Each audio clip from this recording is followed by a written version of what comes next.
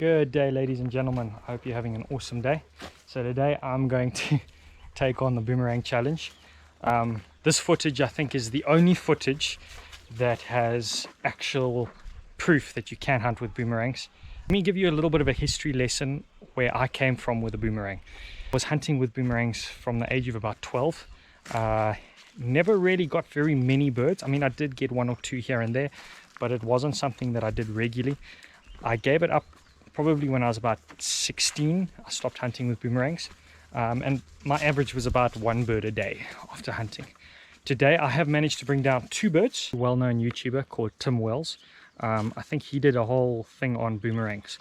I'll tell you where he went wrong and then we can dive right into the video. Firstly, the size of the boomerang. If you take a look at this boomerang, if you had to straighten it, it wouldn't even be the same size as my arm. His boomerangs were much larger than that. You want it to be, if you put it in your arm, you want the shape to pretty much be the same length as your arm. Yeah, there's a bit of an elbow there, but that's the length I used to hunt with, and I have grown a little bit since then. So that's the size of the boomerang you want. Also, the thing is with these is they are very thin. This one's been dinged a bit because I was hunting with it today, but they're very thin, which means they are incredibly light. So this whole thing probably weighs, I don't know, 100 grams, 150 grams, and this allows it to fly for a very long distance.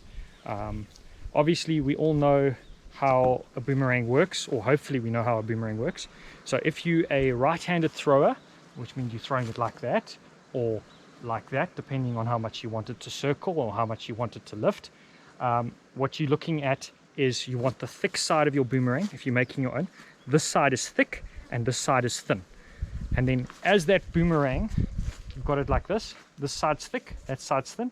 As that boomerang spins around, you want the thick side to be hitting. So there's the thick side hitting, it spins around, it's got the thin side, then it's got the thick side hitting again, and the thin side is always on the leeward side or the lesser side of the boomerang. Of course, if you're a left-handed thrower, you would do this exactly the opposite to the way that this is. But this is a right-handed boomerang. I have noticed that there are a few people that throw them like that versus people that throw them like that. I learned throwing them like that, so I've just stuck with them. So getting back to the reason why Tim never got a bird with one of these. Where they were in Argentina, when they were busy using boomerangs to throw, they had these little birds, very agile, in the parrot family, and they were using boomerangs that were probably about that size. You can go and look on YouTube. I'm not going to leave a link in the description, but you can go onto YouTube and go find the video if you want to and see how they didn't get a bird. Yeah, I hope you guys enjoy the footage. Ooh, over the top.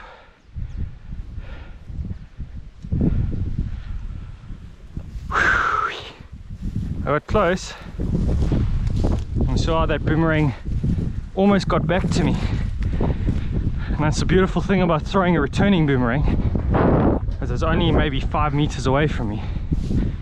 That wasn't the best throw I've ever had, but I got it back.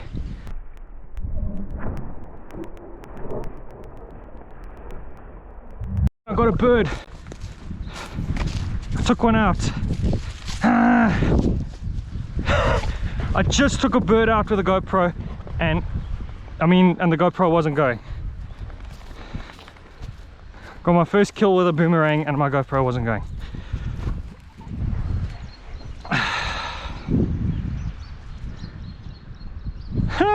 Frustration.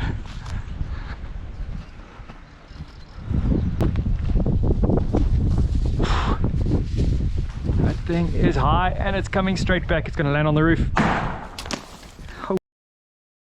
Almost had my leg taken out. First throw with this particular boomerang.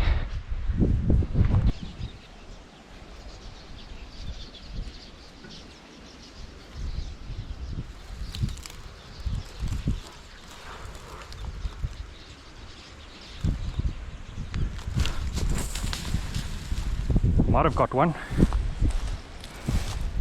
May have got one. That would have been very close if I didn't get one. Come, Jack. Come. Six. Six. Where's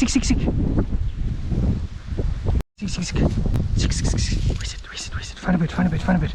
Aha. I did get one.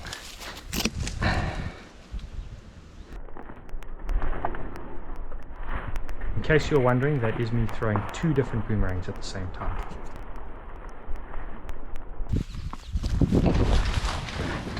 Yes, a daisy.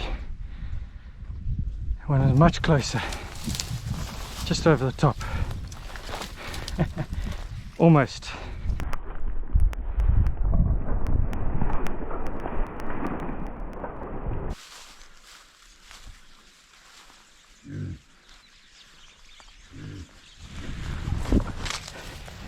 Ooh. I think I got one. It was through the middle of them. Both boomerangs.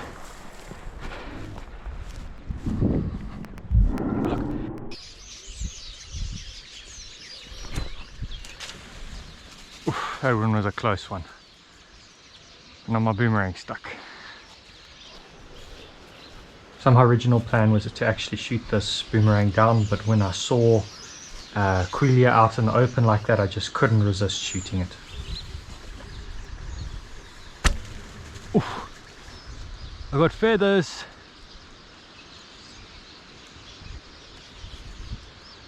I actually got feathers there. Have a look at that replay. That was a very small bird. Oh, I got him! Ha ha! Came down. Drop it.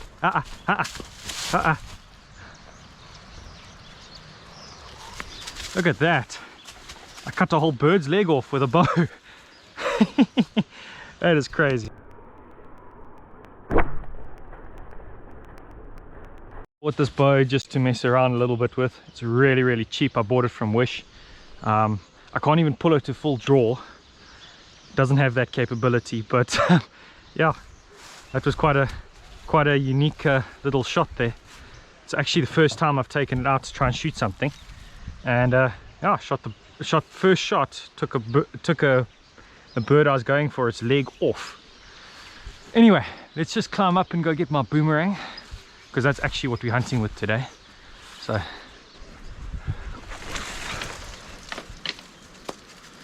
it's down.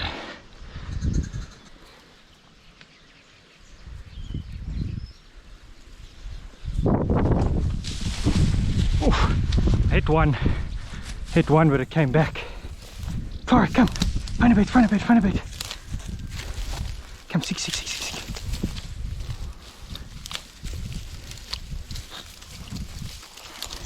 I'm going to do the charge approach, see if I can't get one.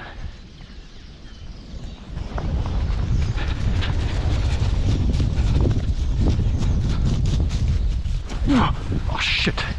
Okay, well, that broke my boomerang. Oh well. I'm going to try to glue them back together, but they're never as strong.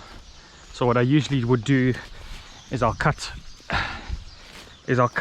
a wire in on the top here, and I'll cut a wire in on the bottom, and I'll actually I'll show you what I'll do to fix a boomerang. But yeah, that boomerang unfortunately is broken, and I will never fly the same again. But yeah, let's try fix it and continue hunting. Number one, just at different lengths. You don't want them all at the same spot, because otherwise that just makes it a weak spot. Number two, surprisingly, I have fixed boomerangs before. Wood glue.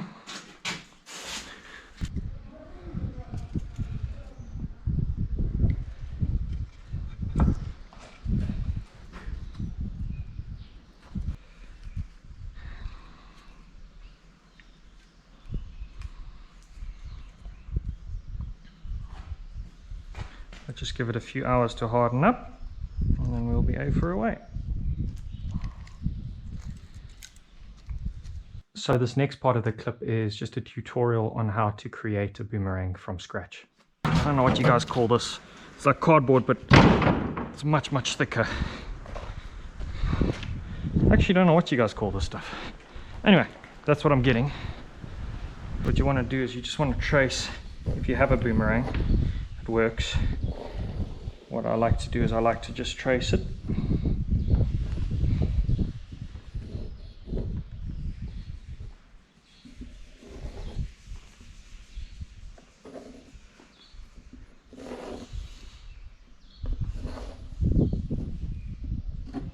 Okay.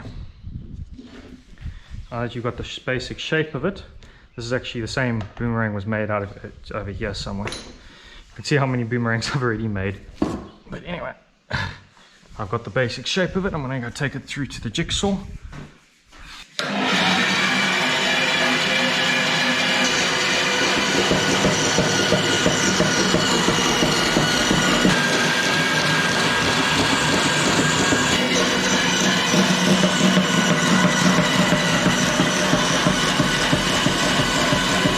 Okay, so I've already done the one side. So I don't know where my battery died, but we want, if you're looking at it, you want the left side, the front to be rounded and the back to be a slope, and the other way around on this side. So you're going to want this to be rounded and that to be a slope. So let's carry on, get on to the next section, the other side. I don't know how I'm going to put this. Probably like that's going to be best. And the nice thing about the stuff is it moves very, very quickly with a grinder.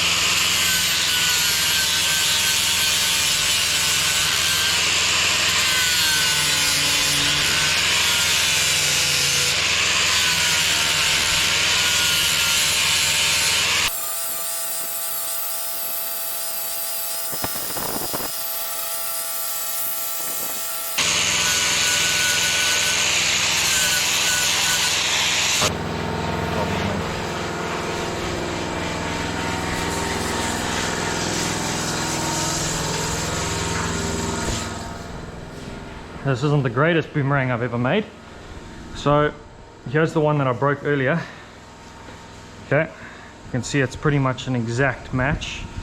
It could be taken down in one or two little spots, but I'm not going to do that. Now I just went to go fetch this. See this cutaway on this boomerang? It needs to be the same on this one. That is what is going to give it its lift. So depending on how much this cutaway is, depends on how much lift you're going to give it. Now I like to give mine quite a bit of lift, because as the bird flies up, you throw at the bird and it should intercept the bird. So from there to there, I want it cut away, and I want it cut away all the way up to this beam up here.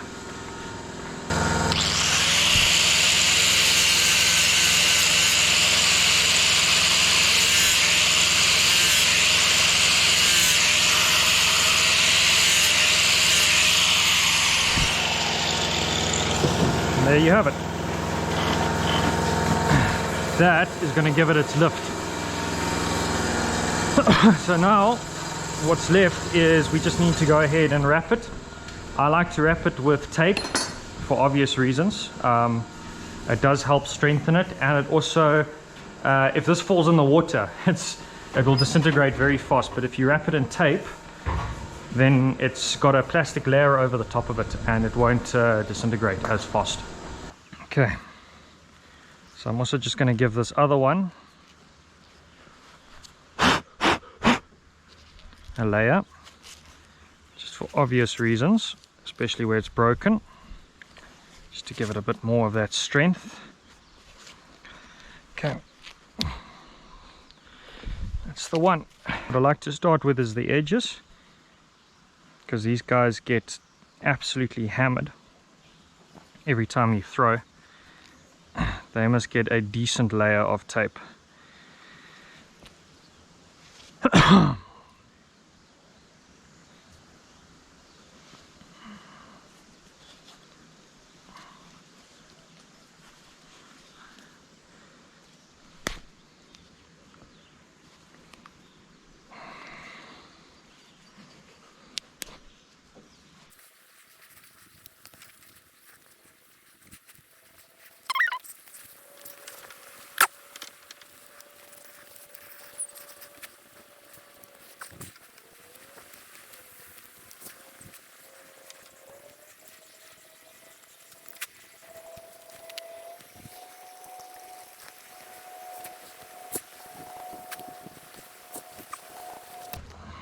Right, so red boomerang.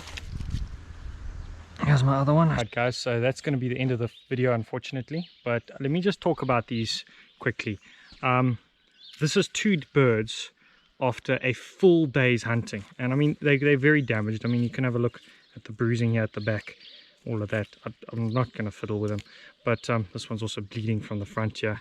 But like I said, these boomerangs are lethal. The one thing I will comment though, both of these species, this is a European house sparrow and this is the grey-headed sparrow, both of them don't fly in flocks.